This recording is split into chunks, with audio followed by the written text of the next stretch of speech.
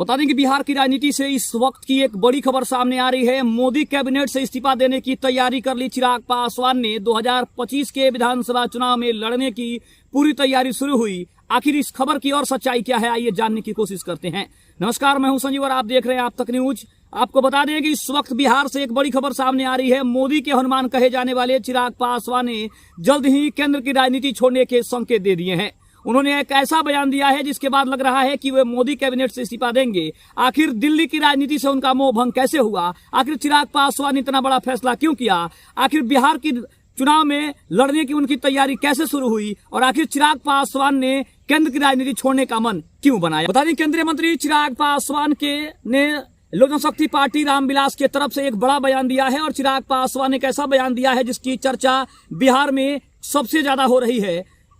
आपको बता दें कि उनका मन दिल्ली में नहीं लग रहा है, वो बिहार वापस लौटना चाहते हैं। चिराग के इस बयान के कई मायने निकाले जा रहे हैं कि क्या चिराग पासवान नीतीश कुमार को झटका देने की पूरी तैयारी कर चुके हैं? क्या 2020 के चुनाव की तरह चिराग पासवान ने नीतीश कुमार को हराने और उनको उनके पद से हटाने की तैयारी शुरू कर दी है? बता दें कि लोक जनशक्ति पार्टी रामविलास के अध्यक्ष चिराग पासवान ने शुक्रवार को टाइम्स नाउ समिट में शामिल होने के दौरान उन्होंने कहा कि वो बिहार में वापस लौटना चाहते हैं और बिहार ही वह वजह है जिसकी वजह से उन्होंने राजनीति में कदम रखा। उन्होंने कहा कि मैं बिहार फर्स्ट और बिहारी फर्स्ट के साथ सोच के साथ आगे बढ़ रहा हूं और मुझे पता है कि अंततः मुझे अपना राज कैसे वापस जाना है और मुझे मेरा राज्य वापस बुला रहा है।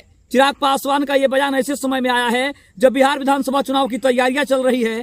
चुनाव के तारीखों का ऐलान होने वाला है, साथ ही साथ सीटों का बंटवारा होने वाला है। इस वक्त में चिराग पासवान का ऐसा बयान आने के बाद राजनीतिक विशेषज्ञों का यह कहना है कि चिराग पासवान ने इतना बड़ा अगर फैसला लिया है तो इसके पीछे चिराग पासवान की जो अपनी मानसिकता है वो स्पष्ट दिखाई दे रही है। क्योंकि चिराग पासवान को लगता है कि अगर वो केंद्र की राजनीति से वापस नहीं आते हैं तो बिहार का मुख्यमंत्री वो नहीं बन सकते हैं। शायद यही कारण है कि उन्होंने इतना बता दें, केंद्रीय मंत्री चिराग पासवान ने उन्होंने कहा कि मेरे दिवंगत पिता रामविलास पासवान की केंद्र में की राजनीति में ज्यादा सक्रियता रही थी। उन्होंने केंद्र की राजनीति करनी ज्यादा अच्छी सोच लगा उन्हें, इसलिए उन्होंने केंद्र की राजनीति की थी। लेकिन मेरा मन बिहार की राजनीति में लग रहा है। बिहार की जनता की सेवा करने में जो सुख मुझे अनुभव होता है वो सुख मुझे केंद्र की राजनीति करने में नहीं हो रहा है, इसलिए मैंने ये बड़ा फैसला किया है।